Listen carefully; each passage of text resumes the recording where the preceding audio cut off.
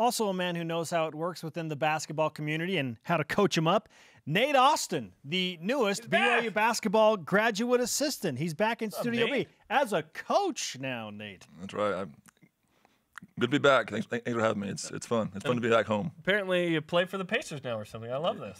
Nah, just a collection of snapbacks. I was telling these guys I collect. I have a hat for every NBA team. So that's awesome. Okay. That's legit. Pacers due up today. Is that because it matched the shirt? Yeah, it's navy blue. I got the Wizards and Pelicans. I got some other navy blue hats. Yeah, so. Very nice. Coach Lewis told me yesterday. He's like, he told me I can't wear my Pelicans hat anymore. I'm not sure why, but he told me I couldn't wear it to staff meetings. Anti-Pelicans. I guess. Yeah. Maybe you didn't like the colors. Who knows? Yeah. Quincy. Annie's your old high school coach, so you kind of still have to listen, right? 100%. Yeah. I'm still a little scared of him. You're the new guy, the grad assistant, right? That's right. So you're the grad assistant. You replaced Lee Camard, who had that position. Yeah. What does it mean to you to be back on the back part of BYU basketball here? Yeah, it means a lot. I'm really excited to be back. Obviously in a different end of things, but it's home here. I grew up a huge BYU fan. Played here, and now kind of helping out coach, being a grad assistant. It feels like home. So sometimes I forget I'm not a player. So players are having a little huddle. I jump in and I feel like I'm a coach, I'm a manager, so I got to jump out. But I love it here. So you played more basketball games than any other BYU Cougar in the history of the program, and now you're going to coach some. How did this opportunity initially present itself? Yeah, so initially it really started with, I was coaching with Lone Peak as an assistant with Coach Evans for a couple of years. Never anticipated getting into coaching, never thought I'd like it, but after stepping away from the game, deciding not to play overseas, I was, for 3 months, I was like, wow, I need basketball in my life. And so just starting up with Lone Peak, I realized I love coaching. I love working with kids, working with, teaching the game. I love that aspect. And so when I realized that this, past year was Lee's last year as a grad assistant, I reached out to Coach Rose in January, and I said, what's the prospects of me coming on as a grad assistant, this next year? And he says, well, the biggest thing is you got to get into grad school. He says, with recruiting, he's like we can kind of pull strings and get guys into school. He said with going to get a master's, get into grad school, it's like you're on your own. So I had to get into grad school first, and so I worked on that for 2, 3, 4 months. Took the GRE twice. And then once I got in, I was like, "Hey, I'm in, coach." And he said, "All right, let's make it work. It's good." Awesome. What graduate degree are you going after? So my undergrad was in communications with an emphasis in advertising, and so my grad degree will be in mass communications, also focusing on advertising. Nice. We're the communications guys. That's right. We just did broadcast journalism, not advertising. That's right. Exactly. Yeah, let's work on a slogan for BYU basketball for the approaching season. Okay. Yeah, we're going to give you up to 4 months to come up with this as well. I got you. Yeah. I got you. We mentioned that your shoe is still on the set. That's right. Up to my right. Still here. One of the great still smells. items that we have in Studio B. Fresh stink. Where does having your shoe on the BYUSN set rank among your career accomplishments, Nate? We'll put it in the top 10. Is the yogurt dunk in the top 10 as well? I forgot about that dunk. The yogurt dunk. That's in right. San Francisco. Yeah. That yogurt They dunk. got to 80 points and the students got yogurt. They did, yeah. They were quite excited. Is the #1 moment for you blocking Kyle Wiltshire at the Ram at Gonzaga? Yeah, probably. That was a good moment. I mean, I know was a great moment. Yeah, and with the BYU Sports Nation karma. Yes, thank you for bringing that up. We talked about that last week randomly. I think it was we were talking about deja vu moments. Yeah. So I got a little bone to pick though. Because so that was #2, I think, right, on the list, or it was on the top 5 list of the BYU Sports Nation karma. And Croatia was #1 because they got all the way to the final. But if Croatia doesn't win the final, I don't know if they can be top of the list. Nate, it was an incredible run. You have to acknowledge it that. was, they were but 20th. The U.S. is 25th. They weren't even in it. Yeah, but I mean, I don't know. That's my bone to pick. Yeah, you wanted to be #1. I did. You don't strive to be #2. Yeah, and Croatia was #2. Well, in a lot of ways, they technically are #2, right? Yeah. Because they finished second. You were the top-ranked karma BYU moment. I appreciate it. How about that? I appreciate it. There you go. Let's just categorize it until you get to that point. Okay, you've been a part of the staff for a couple weeks now. What are you seeing in summer workouts that encourages you that this team's going to be a good team?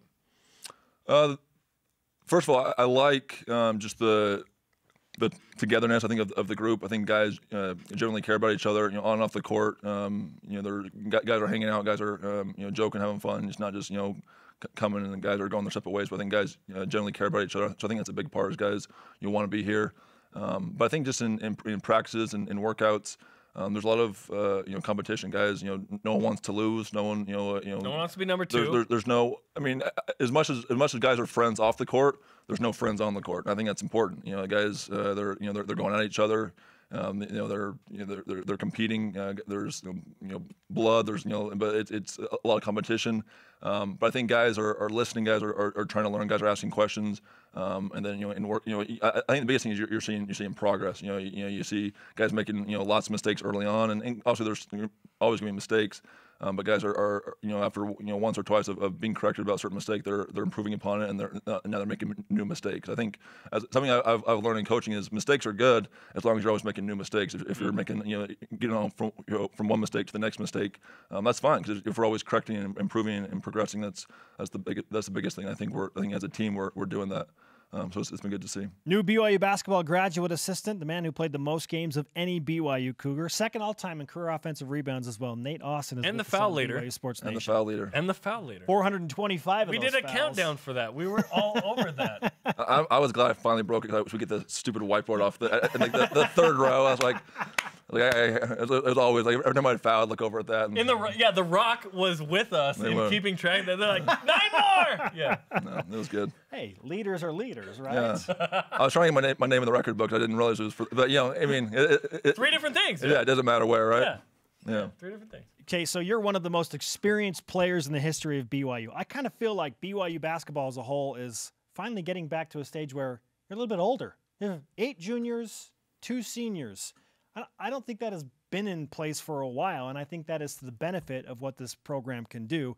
How much does experience matter when you look at this base of guys that are going to try and compete and get back to the NCAA tournament? Yeah, I think, obviously I haven't been around the last 2 years, but one thing that's always been thrown around the last 2 years is, young. The team's young. And I think you've seen that, here, in certain games, certain situations. But yeah, 8 juniors, 2 seniors, a lot of experience, a lot of guys have played in a lot of games. And I think with that experience, since the team hasn't made the NCAA tournament the last couple of years, I think that experience has brought a sense of hunger. Guys, they're hungry to win a championship. They're hungry to win a conference championship. And get into the NCAAs. And so I think that experience is good, just because obviously you can't teach experience.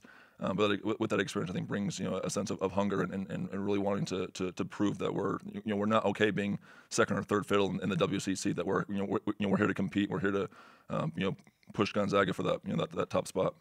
Our question of the day: who's the best big man in BYU men's basketball history? Do you have an opinion on this? I do. Question, yeah. Besides yourself, I wouldn't even say myself. And growing up, a lot of good bigs, like you got Hoffa, you got Jared Jensen, you got McKelly, you got Keena. A lot of really good. Trent was really good. Eric's good, but I think hands down Brandon Davies, because I think he was really, really good on both ends of the floor. I think he impacted the game, every game. He was on defense. He's blocking shots, rebounding. I think he has a really high basketball IQ, and so he's talking with guys, telling guys where to go. I think there's a lot of things that, as a general fan, guys don't see the brand. I mean, he's great at communicating. He's great at getting guys to go in the right spot. I think he's a great teammate. So I love playing with Brandon, because I knew that he had my back. I knew that he was the first guy to pick me up. He's the first guy. If a guy's talking to me, he's in their face. He's a great teammate. Then offensively, sometimes it's a little bit, his shot fake or some of his moves a little really good down low. A little bit, but he's so effective. I mean, he has and he can. Towards the end of his career, he started hitting outside shots. Getting in the post. Dunk on dudes. So I think just in terms of an overall game, I think it's hands down Brandon Davies, because he affected the game on both ends. The thing about Brandon is he's consistently gotten better at every level. He's peaking right now, too. I think he's never been better than right now. Like, really impressive. And when you're throwing his name in there with the likes of Sean Bradley and Michael Smith and Krešimir Ćosić, it's impressive. That's really impressive. Yeah. Well, I honestly didn't see Sean Bradley play here. I didn't see Krešimir Ćosić play here. So from the guys I've seen, it's Brandon. Obviously, Krešimir's in the basketball, or the college basketball Hall of Fame. So I guess he was pretty good. It's a testament to Brandon. I mean, the fact that we're discussing Brandon's name, that's a tribute to Brandon. He's been incredible. Yeah. All right, Nate, great to have you, man. Do you want some more BYU Sports Nation karma now as a coach? Let's give you the karma as a graduate assistant. I would like to transfer my karma to. So I got a cousin so I got a cousin on the football team, Zach Cato. Zach Cato is right. First cousin? He's my first cousin. Yep. He's got some. Yeah. You don't really good. You don't see the the resemblance? Yeah, the resemblance, similarities. Very similar. Yeah. Your builds are very similar. No, His nickname's not Rexsaurus Rex. He's more like a raptor, right? That's Okay, right. we're trying a transfer here from Nate to No, we don't know all the Katoa. properties of the I don't, We'll try. I don't know. We'll have to try. see if it We'll do our works. best. Fall camp next week. Thanks for coming in, Nate. You betcha. Great to see you. Thanks for having me.